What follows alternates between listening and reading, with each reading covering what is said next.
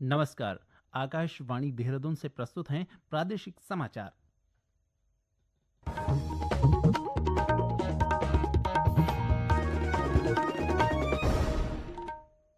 पहले मुख्य समाचार। कैलाश मानसरोवर यात्रा को लेकर प्रशासन ने तैयारियां पूरी की। 30 जून को यात्रा का पहला दल नई दिल्ली से रवाना होगा। केंद्रीय सड़क परिवहन एवं राजमार्ग राज्य मंत्री अजय टम्टा ने अल्मोड़ा में 10 दिवसीय कुमाऊं महोत्सव 2025 का शुभारंभ किया।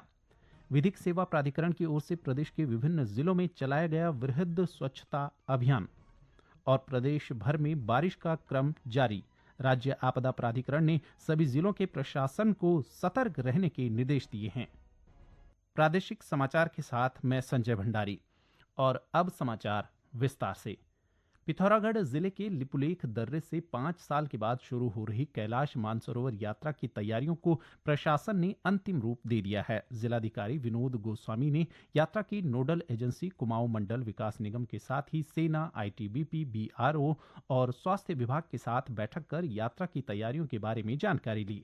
जिलाधिकारी ने यात्रा को सफल बनाने के लिए जरूरी दिशा निर्देश दिए हैं। उन्होंने बताया कि 30 जून को कैलाश मानसरोवर यात्रा का पहला दल नई दिल्ली से रवाना होगा, जिसके बाद पहले दिन दल टनकपुर में रात्रि विश्राम करेगा। दल अगले दिन टनकपुर से धारचूला पहुंचेगा। इसके बाद गूंजी के लिए रवाना होगा। इस वर्ष 2 दिन यात्रियों को गूंजी में रहना होगा, जहां वह अपने को उच्च हिमालयी क्षेत्र के मौसम के अनुकूल ढालेंगे।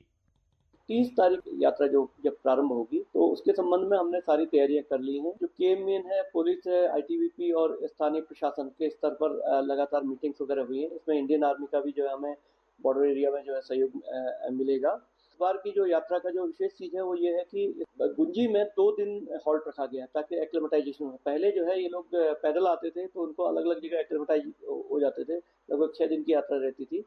इस बार टनकपुर से सीधे धारचूला पहले दिन और धारचूला के बाद फिर गुंजी दूसरे दिन।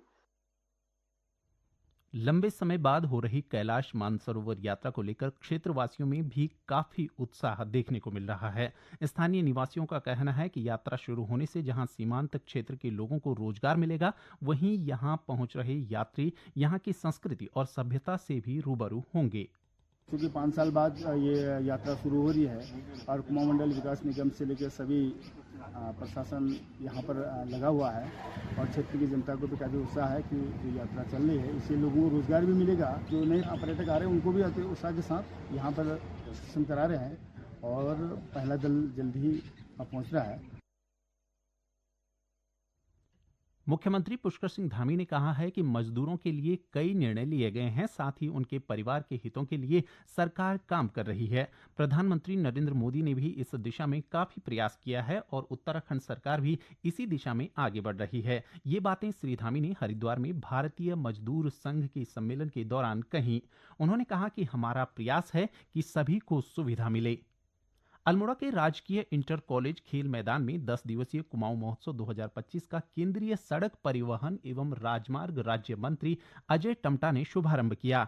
इस अवसर पर स्कूली छात्र छात्राओं की ओर से कुमाऊनी संस्कृति पर आधारित सांस्कृतिक कार्यक्रम प्रस्तुत किए गए। इस मौके पर केंद्रीय राज्य मंत्री अजय टम्टा ने कहा कि कुमाऊं महोत्सव में प्रस्तुत कार्यक्रमों के माध्यम से कुमाऊं गढ़वाल की संस्कृति को भी विशेष पहचान मिलेगी।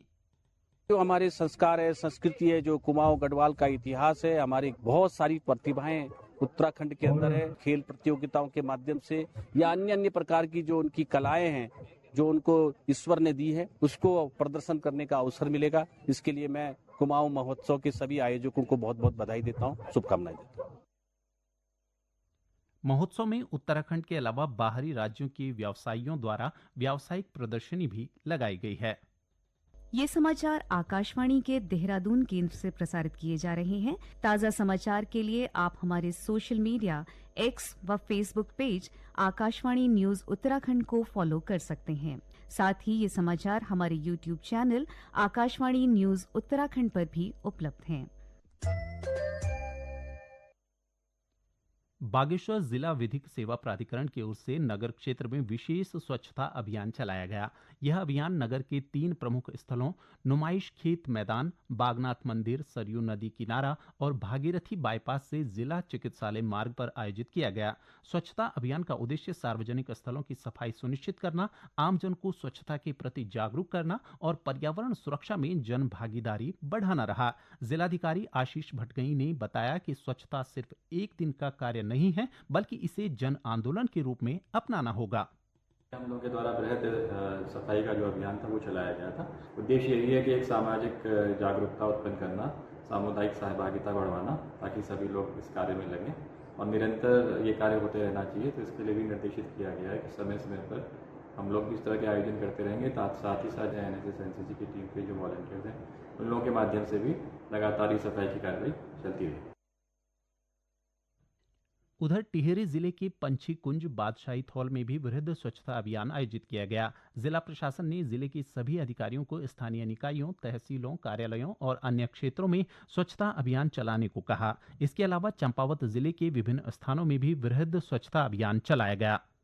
श्रीनगर गढ़वाल के हेमवती नंदन बहुगुणा गढ़वाल केंद्रीय विश्वविद्यालय में 2 दिवसीय धरोहर संवाद 2025 कार्यक्रम का शिक्षा मंत्री डॉक्टर धन सिंह रावत ने शुभारंभ किया। कार्यक्रम में उत्तराखंड के शिल्प, परंपरागत मेलों, सांस्कृतिक और धार्मिक यात्राओं, नौलों, धारों और रामलीलाओं को धरोहर घोषित करने का प्रस्ताव सरकार को सौंपा गया है। इस मौके पर कैबिनेट मंत्री डॉक्टर धन सिंह रावत ने कहा कि इस न्यास की ओर से पूरे प्रदेश में गोलजू यात्रा शुरू की गई है, जो अपनी लोक संस्कृति और परंपराओं के संवर्धन के लिए महत्वपूर्ण कार्य है। उत्तराखंड के संस्कृति पे, उत्तराखंड की परंपराओं पे, उत्तराखंड की विरासत पे, उत्तराखंड की जो हमारे विरासत है उस पर बहुत अच्छा काम कर रहे हैं और आज उनका यहाँ पे 2 दिन का कार्यक्रम चल रहा है। पूरे प्रदेश में एक गोलजू यात्रा का एक अभिनव प्रयोग किया है। हमारे जितने मंदिर हैं, हमारे जितने जागर परंपराएं हैं, हमारे जितने जो है धरोहर हैं, उनके संरक्षण के लिए उनकी संस्था बहुत अच्छा काम कर रही है। ऑपरेशन सिंधु के अंतर्गत करीब 1117 भारतीयों को ईरान से सुरक्षित निकाल लिया गया है। इस बीच उत्तराखंड सरकार ने ईरान इजराइल संघर्ष के मद्देनजर देहरादून के लोगों के लिए टोल फ्री नंबर और हेल्पलाइन नंबर जारी किया है, जो भारत में वापसी करना चाहते हैं। देहरादून के जिलाधिकारी सविन बंसल ने बताया कि ऐसे लोगों को ईमेल gadukgovt@gmail.com पर अपनी सूचना देनी होगी। इसके साथ ही व्हाट्सएप नंबर 7534826066 और लैंडलाइन नंबर 013527260066 और टोल फ्री नंबर 1077 पर संपर्क कर सकते हैं।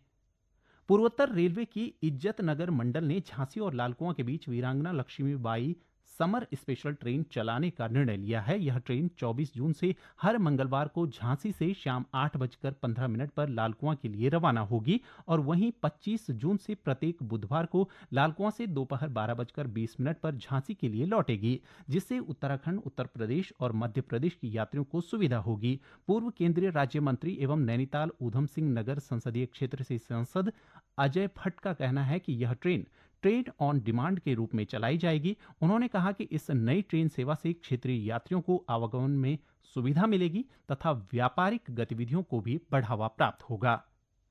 प्रदेश में दक्षिण पश्चिमी मानसून के आगमन के साथ ही कई जिलों में मौसम ने करवट ले ली है, जिसके बाद से कई इलाकों में बारिश का क्रम जारी है। मौसम विभाग ने राज्य के अधिकांश हिस्सों में हल्की से मध्यम वर्षा की संभावना जताते हुए अलर्ट जारी किया है। इसके बाद राज्य आपदा प्राधिकरण ने सभी जिलों के प्रशासन को सतर्क रहने के निर्देश दिए हैं। राजधानी देहरादून में सुबह से ही रुक रुक कर हल्की और मध्यम बारिश हो रही है। मौसम विभाग के अनुसार उत्तरकाशी, चमोली, रुद्रप्रयाग, अल्मोड़ा, बागेश्वर और पिथौरागढ़ जिलों में भी बारिश की संभावना जताई है।